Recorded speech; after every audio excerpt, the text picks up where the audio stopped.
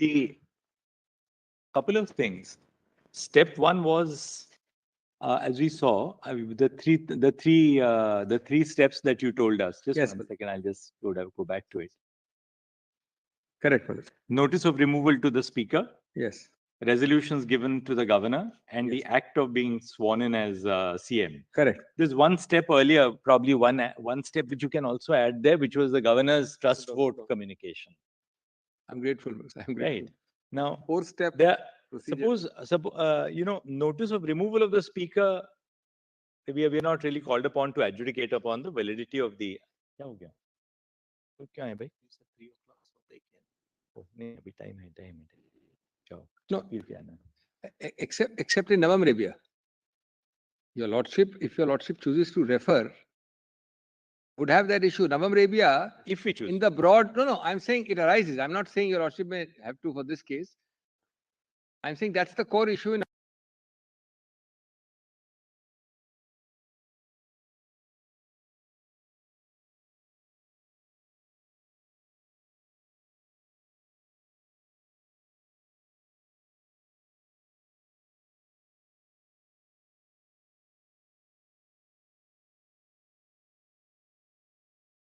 Of course. No, I'm saying, Manoj, it's an issue. The governor asked for a trust vote. Yes. Two ways of looking at it. While the governor had material to call for a trust vote, in which case a further issue would arise as to whether he was justified in calling upon Shinde to form the government. Pinpointing, picking out a person and saying. Picking out a person, because Correct. even assuming that the governor had material to call for a trust vote, what is the basis for picking up Shinde? Second, that the governor had no material to ask for a trust vote. There was no valid material at all on the basis of those three circumstances. That's a core question. And Manoj, that goes to the heart of the matter. If I may digress for 30 seconds, Mr. Tushar Mehta was right when he quoted the couplet, but perhaps didn't realize that the second sentence applies against him. He quoted Bashir Bhadra to say, "Chup rahe to galat fehmiyan aur bhi बढ़ी, उसने वो भी सुना जो मैंने कहा नहीं." उसने वो भी सुना जो मैंने कहा नहीं. Well, the governor in his letter at 326 PDF talks of a resolution to exit the government, which doesn't exist at page 55 of the resolution itself there. So he's hearing things. The resolution doesn't say that we are exiting the government. Yes. So he heard something. We had wanted to. Well, I found a more appropriate one for Mr. Mehta. I found a more appropriate phrase for Mr. Mehta. Not Bashir. So the really question was whether there was a valid exercise of power by the governor to call for a trust vote.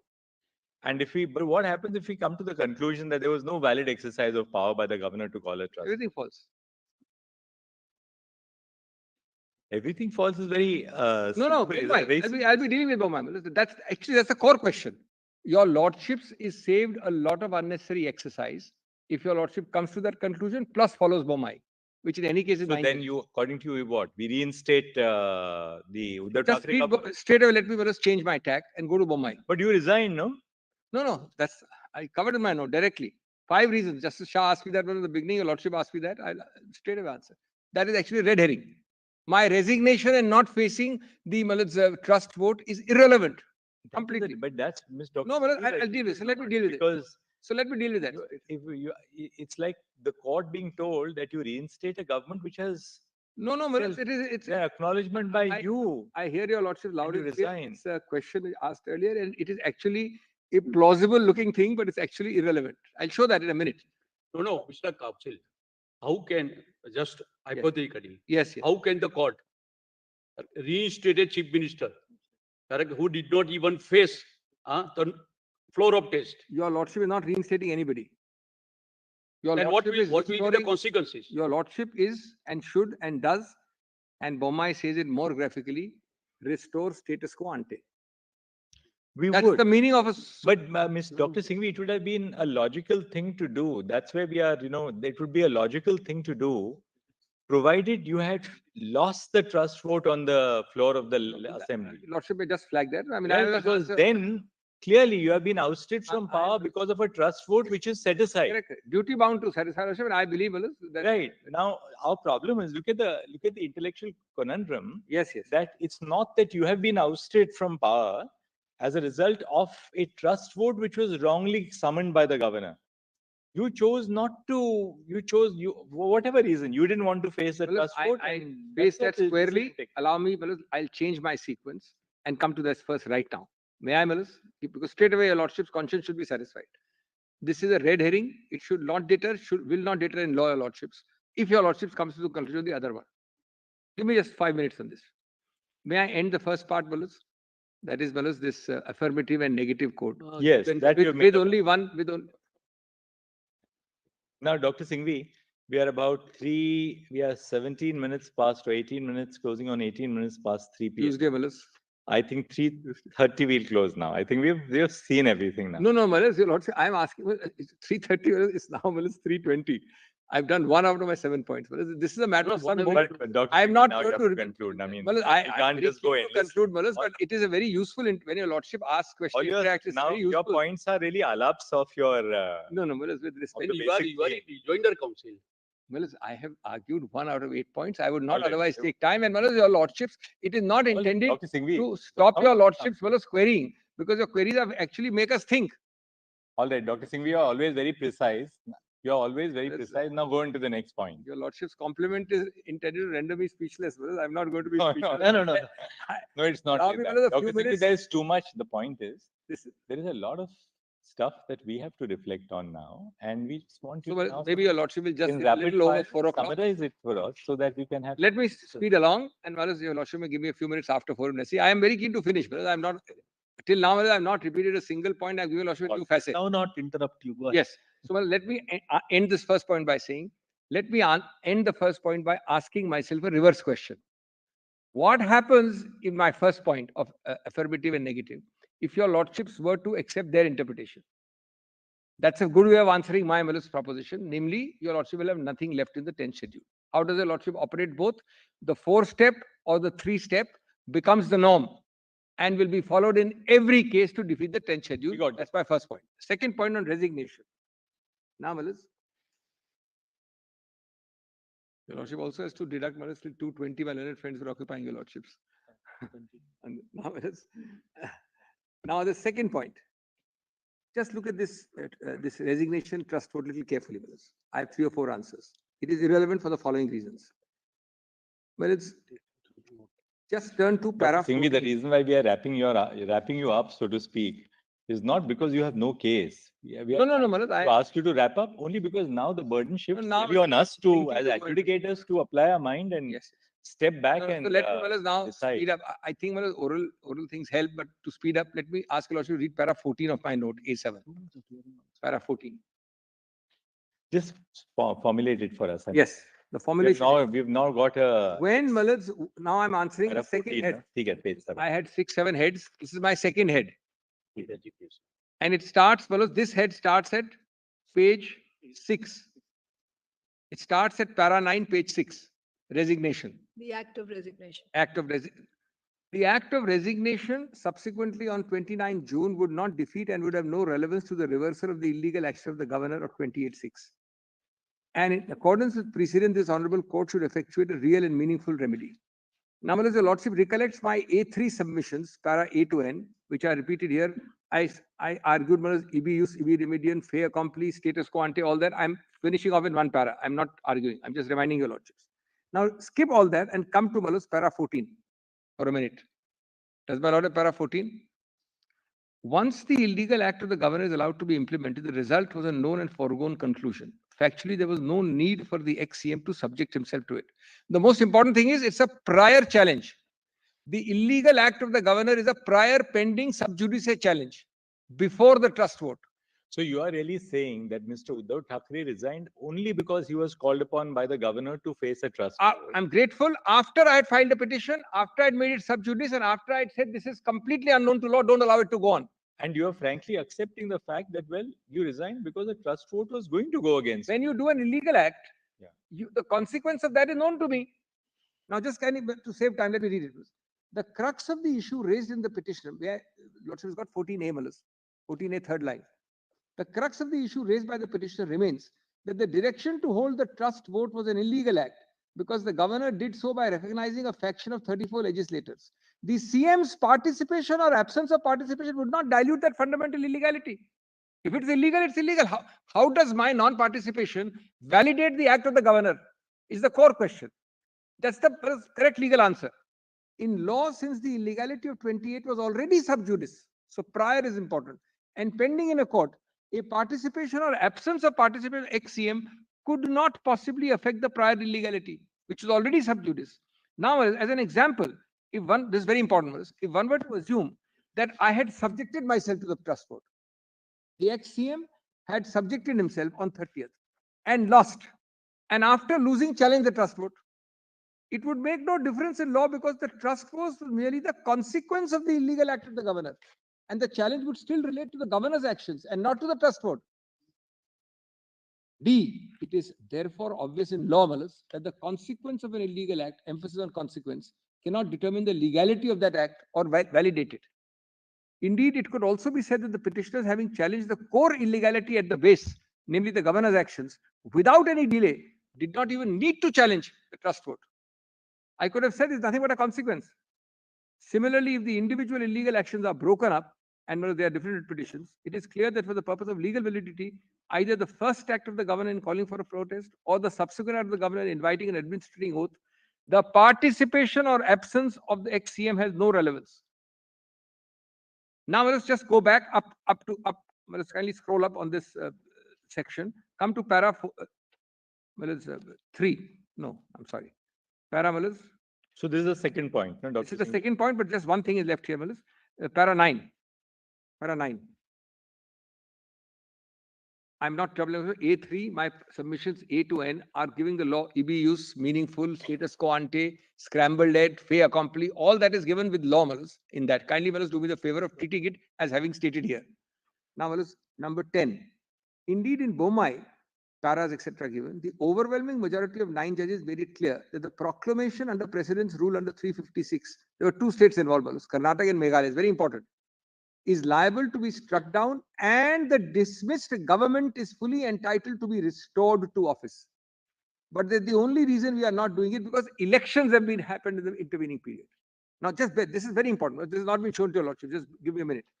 398 and 5 judges out of 9 say this. 5.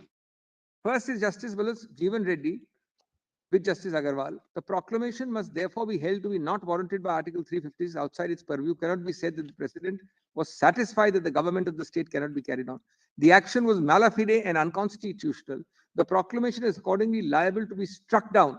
And we would have struck it down, but for the fact that elections have since been held and a new assembly has come in. That's the only exception. Today, the illegal government is running.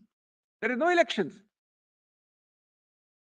Then, and the person who otherwise, suppose the lordship holds the governor to be bad, then a person not entitled to be holding the post of chief minister. How can, of all courts, the Supreme Court accept such illegality?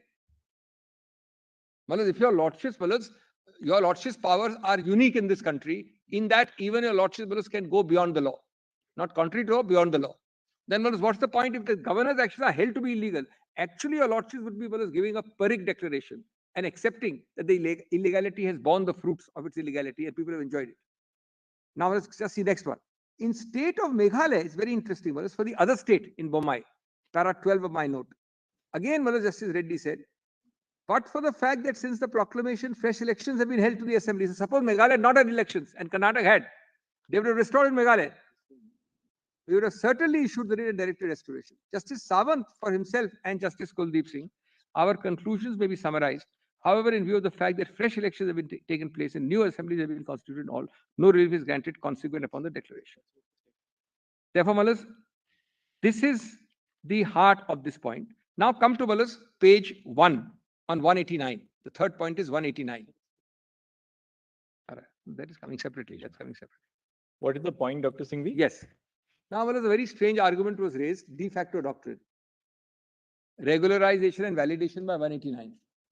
Mr. Salve argued at length. Mr. Mehta also argued. Page 189. I'm sorry to interrupt. What is 189? No, page 1. Page 1 of my note.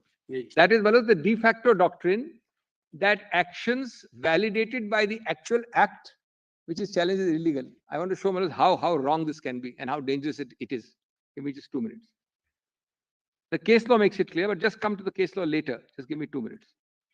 Well, the first important thing is to note that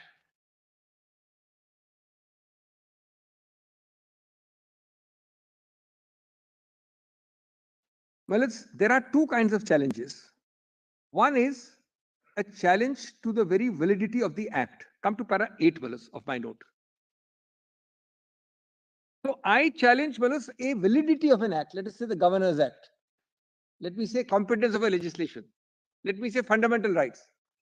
Versus the eligibility of certain people to act under the act, to sit there and act. Your Lordship under 189 protects the second, not the first. If the Governor's action is bad, will 189 ever protect it, Malas? Mr. Malas, my learned friends, two of them argued at great length on 189. Did they answer the question? Ultimately, the core question, my Lord, is just formulated either way, this way or that way. Is the Governor valid or not valid? If your Lordship holds him to be invalid, 189 comes only after your Lordship holds something to be invalid. Otherwise, it doesn't come into play. It is said in the context of the vote in the House.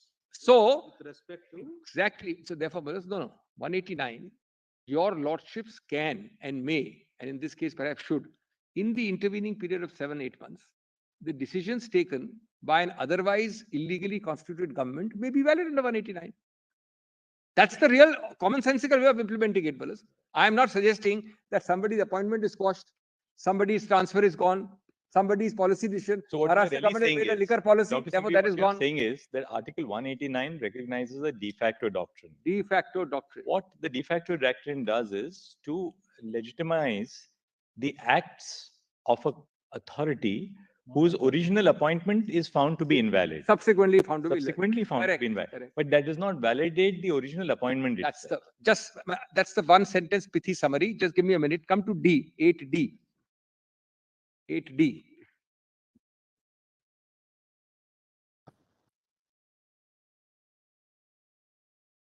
Or calling for that goes back to the same thing, Wallace. First act was what? The governor being approached, governor calling. The two others are consequences. Voting is a consequence of the governor's illegal act. So is the oath taking. If the original act is bad and your lordships can't validate it, then this will not validate the vote. Wallace. The consequence is bad. The consequence of an illegal origin cannot validate the illegal origin. And similarly, 189 cannot. what you're saying is that if the calling of the voting in the House itself is subject That's to just how my lords formulated was right or wrong. Governor's action, A, no basis, and B, if basis, it is wrongly applied, etc. But that's affirmation of the House, right? Then what? I mean, I still have it. Affirmation is coming. That's this section. Bommai dealt with the affirmation. All right. Bommai said, we hold something to be illegal. Let's kindly give me a minute. This is very interesting. But thereafter, Parliament has approved it. Exactly the same thing. How can we quash it? Said, no, sorry, will be quashed. Can you come to that now? So first, let's come to, yes, I'll just show 50. Just keep 356. Narasimha's query answered by Bommai. Para 4 of my note, this note. Much worse, fellas.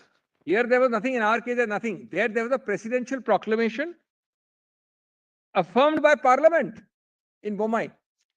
Now come to Wallace para 4. It is respectfully submitted that the said contention is misconceived, liable to be rejected in Bommai. Does my lord have it? Para 4. Do my lords have it? Yes. Considered the effect of approval of a presidential proclamation by both houses on the legal validity of the proclamation when it is questioned before the Constitutional Court held a clear majority, 5 judges, that if a proclamation on 350 is invalid, the same as liable to be set aside even if it has been subsequently approved by both houses. Your lordship is told 289, 189. This is express approval. This is express approval. Now read this para, very interesting. 110, Justice Sawant for Justice Kuldeep. We'll check this up. We got the point. I mean, you're saying that the Bommai has a. Now there is one interesting, very interesting. After 29 years and 2 days, this is happening in a lordship's court. This para 110, that bold-face line by Justice Sawant says invalid. Lordship got the second line underlined. Yes. All the books, my lord, say it's valid. SCC. SCR correctly says it's invalid. SCC for 29 years and 2 days called it valid. I hope you're citing our ESCR, Dr. Singh. No. This is, we've checked up. Then they issued a corrigendum. When my learned friend's colleague here, sitting here, pointed it out, then the SCC Dr. issued a Singh, corrigendum. I must also publicly acknowledge there's a glitch in our ICT infrastructure overnight. My team was working till 5:30 in the morning. They began working yesterday. I see. They left for their homes at 5 o'clock in the morning, 5:30 in the morning, to ensure that we are all It's very creditable. we are ICT enabled. It's very creditable. And unlike the private sector, they wouldn't get even a rupee worth of bonus. It's just a love for the job that they do it. The time money. Your lordship is entitled to judicial right. Batao. You are part of them. No, this is just an aside. The I was word saying private sector or senior counsels, I said. The chief is saying. some of your lordships, most of your lordships. I told my learned brother, you are Stop. part of them too. Complete estoppel. Estoppel, that's why I didn't. And a very recent estoppel, relatively. Now, the word invalid here is by corrigendum the correct word. It is in the SCC valid, so it can't be valid. But just note that. What is the legal consequence of actions taken by the president if the proclamation is invalid, yet it is approved by both houses? Come to 111 Lordship. See, I am racing only on the underlined portions. The proclamation will not make any difference to the legal status. Express approval. Forget 189. Parliament expressly approves. The action will undoubtedly be illegal. Then we'll skip 10 lines. There is no reason why the Council of Ministers and the Legislative Assembly should not stand restored as a consequence of the invalidation of the proclamation, the same being the normal legal effect of the invalid action. In the context of constitutional provision which we have discussed, and in view of the power of judicial review vested in the court, such a consequence is also a necessary constitutional fallout. Necessary constitutional fallout. Get the point. Unless such result is read, the power of judicial review is nugatory and meaningless. There is a constitutional permissible. It's permissible to have a complete restitution. Is what you say. Otherwise, it's meaningless and nugatory. The 9 judges say that. And next sentence highlighted. Hence, the necessary consequence of the invalidation would be the restoration of the ministry as well as the Legislative Assembly. Then para 114, boldface. Secondly, the court may invalidate the proclamation whether it is approved by Parliament or not. The necessary consequence of the invalidation could be to restore the status quo ante. Therefore, to restore the Council of Ministers and the Legislative Assembly as they stood on the issuance of the proclamation.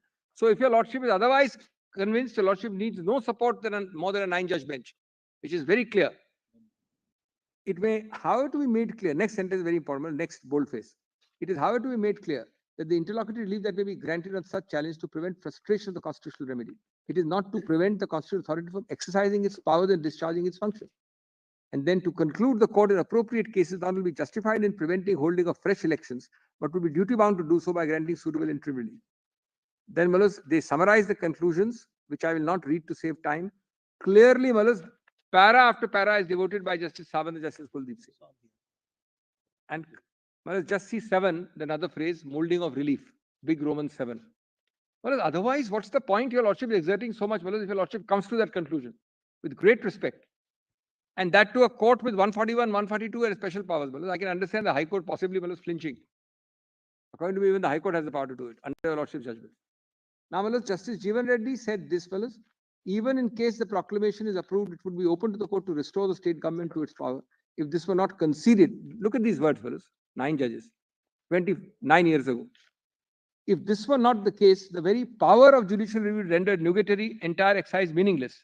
The court cannot grant the relief flowing from the invalidation. It may well decline to entertain. Well, they say if you can't grant the relief, why did you entertain? That's what this court is saying, 9 judges. And then Justice Pandyan, just 2 lines above 4A. I find myself in agreement with the opinion of Justice P.B. Sawant on conclusions 1, 2, 4 to 8. This includes my conclusions, Malas, which I just read, 4 to 8. So this is, Malas, the 3 points are covered: prohibitory, affirmative, 189, and Malas, resignation. Now, Malas, the 4th point is this, Malas, prospective and retrospective of the EC. They're all important queries which fell from my lord. My lord, the Chief Justice asked this question more than once. That is C. That is, Balas, my C, my lord is right, pages 8 to 10. Page 8. Just, Balas, forget everything else. I'll take one point here is enough. Balas, whatever else the lordship holds, on the bare text, textually and facially, symbol order number 15, has to be prospective. Balas. Forget all the, we'll come to the interpretation. Just read the text facially. That's at para 15A of my note. Yes. Without anything more. We'll come to the consequences. Well, as drafted facially, without any interpretation, it has to be only prospective. Kindly read. Power of the commission in relation to splinter groups. Now, I've underlined some words. I've taken the liberty of underlining some words.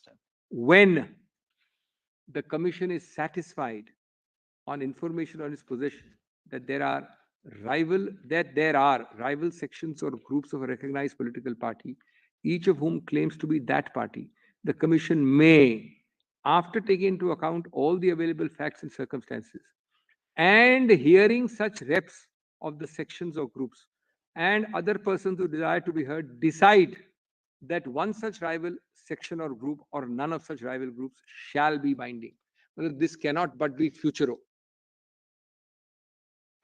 Number 2, look at the consequences of holding otherwise. There will be very, very strange consequences. 2 things, Balas. If your lordship were to hold the 19th July, that's the date, order of the EC. 17th February 23. I'm sorry, 17th February. Petition is filed on 19th July. 17th February is the order. Now, Balas, the order to be retroactive, question number 1, retroactive from when? There are 3 possibility retrospectivities. Look at the consequence. Whether the lordship doesn't hold it to be without the consequence. 3. One is, it is retroactive from the date the Shiv Sena was recognized as a 29A political party. That was in 1990 or 92. I'm giving you 3 alternatives. I'm not... because today I am the election commission. I hold that this is the Shiv Sena. If it is retroactive, logically it should go to the date when 29A. But let's leave that. Second, it goes back to 21st June when this action started. And third, it goes to 19 July when the petition was filed. There are only 3 possibilities, Balas. In all of these, the consequences would be that, Balas, actually everything, I would be guilty, but I am actually, I mean people who have remained with Mr. Thackeray. I'm just using a phrase because there's no other phrase available. And people who have left. Now, the people who have followed the 10th schedule and remained with Mr. Thackeray would be actually liable for disqualification if your lordship relates back that. So your lordship would be giving a premium to those who follow the 10th schedule, and the people who have not followed the 10th schedule will protect their disqualification also and disqualify me also. Whereas your lordships will not avoid the inevitable consequence by Balas. Of course, your lordship's words can always Balas, but that's the logical consequence of retroactivity.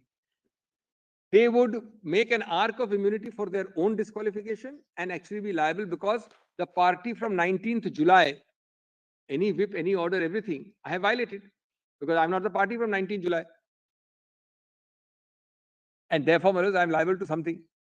Or from actually, logically speaking, from the origin. Therefore, Balas, this... And Balas, it would have the strange effect of an election of Mr. Uddhav Thackeray in 2018. Would also go without there being a fresh election unseating him. Everything will go, Balas. No adjudication. By the mere act of recognition relating back either to 1990s or to 19th of July or to 23, 21st of June, there would be chaos.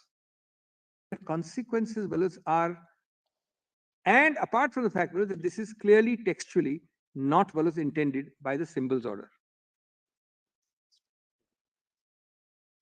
The fourth and the last, under this head, I'm not on the next point, under this head, it would also destroy, not collateral damage, Balas, major direct damage. It would destroy the relating back which is held by a lordship of Rajendra Rana. Now, note this, note this. Not a single judgment, even of any high court, leave aside Supreme Court, says that the election commission will relate back. A constitution bench has held the field for very long, saying a disqualification 10 schedule order relates back. If your lordship were today to do this, your lordship would be giving primacy to an order under a symbols order, with any judicial precedent not saying so, versus a constitutional provision already held by a constitution bench to relate back. And your lordships cannot reconcile a relation back of disqualification with the relation back of the EC. It can't be reconciled. Today, Malas, suppose tomorrow the speaker disqualifies Mr. ABC. It is common ground by Rajendra Rana and many other cases. It relates back to Malas, June 22. But there cannot be disqualification because by then your lordship also would be applying a EC order retroactively. Therefore, Malas, your lordship already has jurisprudence and a precedent. Prospective according to you. All right. Then, Malas, the fifth aspect is this political party and legislative party. Dr. Singh, we now 5 minutes now. Malas, we will finish before lordship's time. He will within this time we'll finish. We are conscious of that. Malas. 3:45 minutes, we'll finish within time. I'll give him 5 minutes also. He'll have 5 minutes. Now, Malas, F is a very important part. Actually, it goes to the root. This is the political party versus legislative party debate, but from an angle different than Mr. Sibbal's. This is very well different. Kindly, Malas, read this from a different perspective. F, right? Yes, F. Starting para 35, page 12.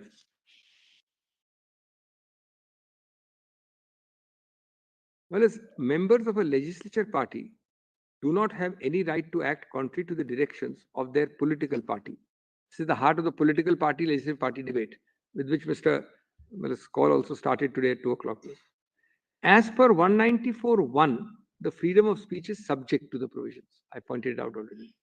Under 170(1), the assembly of a state consists of members. The members are elected by direct election from territorial constituencies, and the nature of the election process is such that an elected member set up by a political party has no independent identity in the house except as a member of the political party. Actually, in practice, how we sit, where we sit, which rooms we are given is all based on the collectivity of a party. Not an individual. Suppose a member is a leader of a party, he is very, very senior, but that party has only 3 seats. And another party with yesterday's first time member, but the party is a large number. Seats are allocated, rows are allocated, rooms are allocated only on the basis of party. That's the way it has to be. Now, prior to introduction, this is very, very important. Just kindly see this. This evolution has been forgotten in this argument of political party and legislative party. Prior to the 10 children, prior to 85, the constitution did not mention political party anywhere. Although in parliamentary democracy, the heart, as your lordship has in the English books, is political party. Westminster model is political party.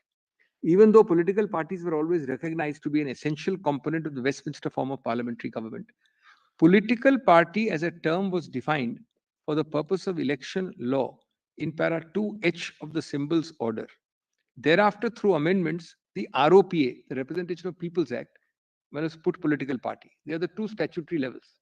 It came in Malas for the first time with the 10th schedule, which is a constitutional recognition of political parties. And today, a lordship has been asked to negate that recognition. Next para. On the other hand, the concept of a legislature party has no legal or statutory basis. A legislature party, by its very nature, is not a permanent association of persons. Its life is coterminous with the term of the House. The very coming into existence of a legislature party is dependent on a contingency, the success of more than one candidate belonging to a political party. The 10th schedule defines a legislature party in terms of a political party. That is conclusive, I say. According to me, I may be wrong. It's conclusive. Legislature party is defined in terms of the political party. I've quoted the definition. And your lordship is concerned with a whip. Whip is peculiarly a political party activity. I'm 41. The purpose of defining the group of members of the House belonging to one political party as a legislature party can be gathered from the number of times when legislative party is used. First, in 2.1, it says a member of a House belonging to any political party. What does it mean? Do you have an existence or identity other than the political party? After constitutional amendment and definition. Then, There is no mention of legislature party in para 2. None. In para 2, political party is mentioned. Thus, while referring to individual members, the 10th schedule refers to them as political party to which they belong and not relation to legislature party. The only place in the 10th schedule where the term legislature party is used was either para 3, now gone, or para 4. In para 3, the term legislature party was used when the faction of 1/3 goes balance. In para 4 too, it is for merger. Doesn't arise in this case. Doesn't arise in this case. Thus, wherever the 10th schedule provides protection to a group of legislators when acting as a group, it uses the term legislature party. Otherwise, it's described with reference to political party. Now, what is the consequence? This is a little important. The constitutional sequitur of this discussion is that a majority faction legislative party has no constitutional identity except for the purpose of setting up a defense under 4. This is important. Today, there is no status identity of a legislature party except for the defense of merger. That's all. And admittedly, that's not your case. If no defense is claimed, the legislature party has no constitutional or legal relevance, is para 43. Therefore, the group of legislators belonging to a political party can have no right of dissent or conscience. This dissent argument, dissent has to be within the parameters of what 10th schedule allows you. Dissent cannot say and that's too broad a basis for your lordships to act or give any judgment on one. Dissent. I just say I'm dissenting and I leave the 10th schedule. Reliance is placed on the law of speaker, where deho the legislative assembly, disqualification rule, the president of the political party who was not a member was given the right to maintain disqualification. Well, this dissent point which your lordship put to me just now also, let me end on that. Just see Justice Venkat in Kyoto. That para has been read one sentence, but read the whole of it. This is directly the point raised in Kyoto. Your lordship should not be referring to Nawab Revil, or should be reconsidering Kyoto also on this basis. Now, kindly see. This is a very important para. Para 49 at PDF page 109. 109. Very telling para, directly the same sentiment. How do you harmonize the two? And you cannot allow one to be reduced to vanishing point. Kindly see this. And I'll end in about a minute or 2 minutes.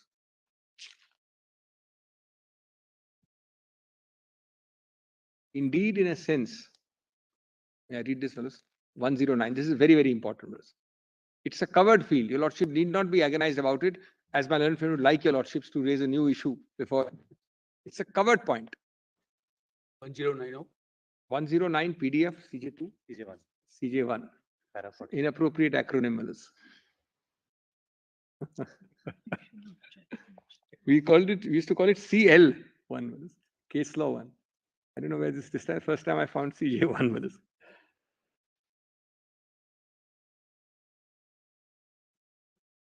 Indeed, in a sense, an anti-defection law is a statutory variant of its moral principle and justification underlying the power of recall. What might justify a provision for recall would justify a provision for disqualification for defection. Now, kindly see the exact sentiment which my lords expressed to me. Unprincipled defection is a political and social evil. It is perceived as such by the legislature.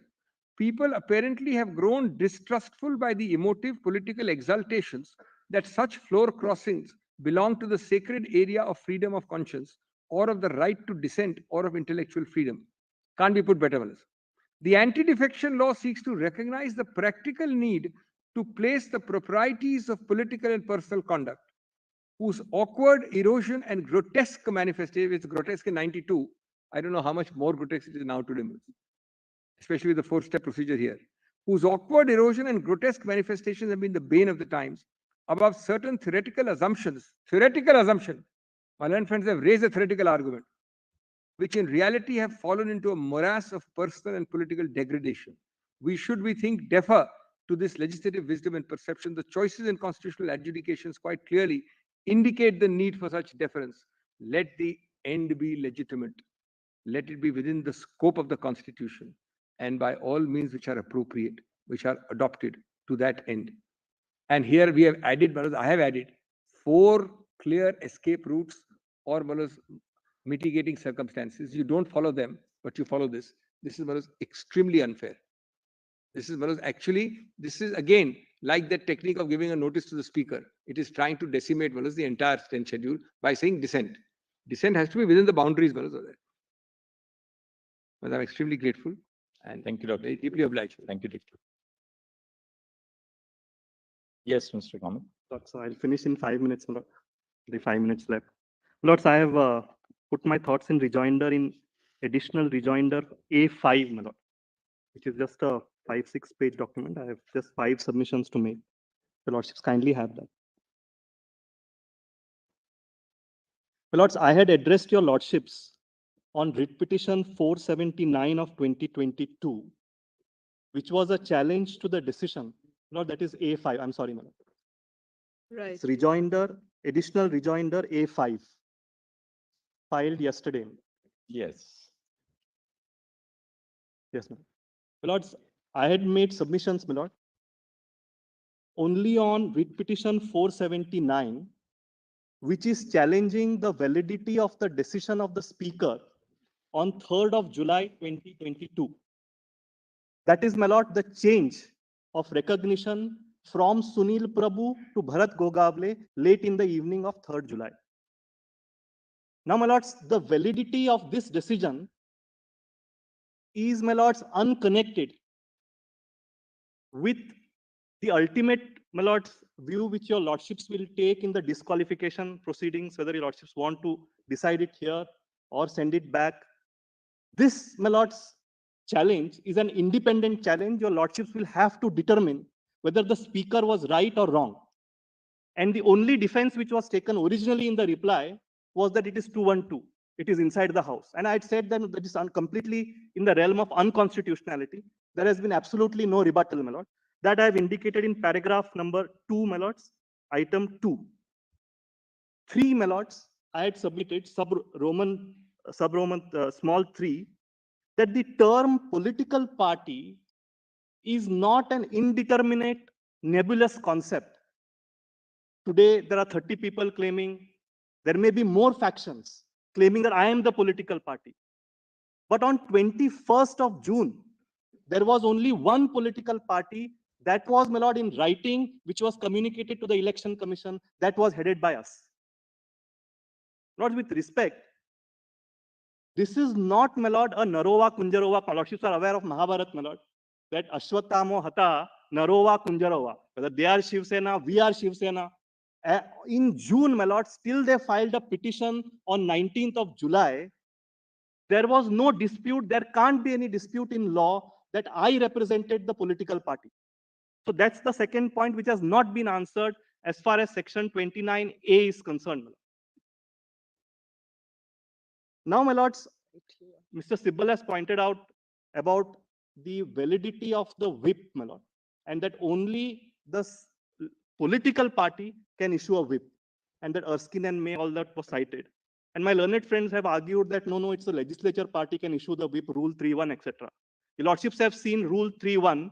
Rule 3.1 does not deal with a whip. Neither the form deals with a whip. That is by convention, and in fact affirmed by your lordship's judgment in Mayavati. Kindly have the highlighted portion, my lord. Paragraph 73 of Mayavati, reproduced in paragraph 3 here. Whatever direction is issued by the leader of such legislature party must be regarded as a direction issued by the political party. This was the argument. There is no merit in this contention when the provision in the Constitution has taken care to make a distinction between the legislature party and the original political party and prescribe that the direction issued should be one issued by the political party or by any person or authority authorized in this behalf. There is no meaning in saying that whatever the leader of the legislature party directs must be regarded as that of the original political party. This is Mr. Kaul's argument, my lord, specifically rejected.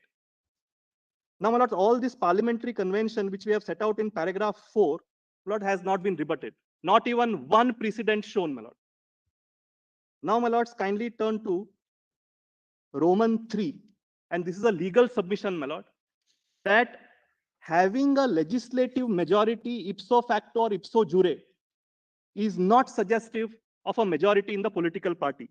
My lords, Roman 1 and 2 have already been dealt with. Now, my lords, kindly have Roman 3. In fact, my lord, there are one-member legislature parties. And in those my lord, circumstances and facts, Election Commission has said that we have to see the organizational majority to see who's the political party. So therefore, my lords, merely saying that you are a legislative majority and therefore you represent the political party is legally incorrect. Now, my lords, reference was made to Sadiq Ali, that Sadiq Ali, my lords, affirms this proposition. In fact, in Sadiq Ali, my lord, this point was kept open, and I have highlighted that, my lord. Kindly have a look at Roman 4, the highlighted portion. The present is not a case where a conflict in the has arisen because of one group having majority in the organizational wing and the other having a majority in the legislative wing. This has fallen for consideration here. Now, my lords, one submission was made by Mr. Jethmalani yesterday that, look here, we are also members of the Pratinidhi Sabha.